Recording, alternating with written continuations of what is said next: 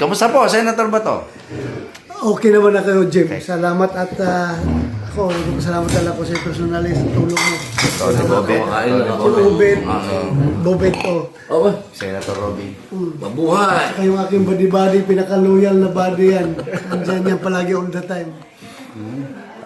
Salamat may nagtanong sa akin, ba't nagtatago si Bato? Ang lagi ko sagot, hindi po pagtatago yun. Pagtataguyod yun, sabi. Oo, tama. Ang galing. Pagtataguyod. Tama ka. Kung lang tayo, kung wala akong pangarap para sa ating bansa, ang pangarap ko lang pang sarili, I can be very careless. Ako, nag-iingat lang rin ako talaga. How can you fight if you are neutralized? Diba? You have to fight for this country. So, you have to preserve yourself. Salamat, Senator. Tsaka ngayon lang ako nakakita na kung sino pa yung hinuhuli, yun pa yung nag-exercise ng maximum tolerance. Kita mo naman.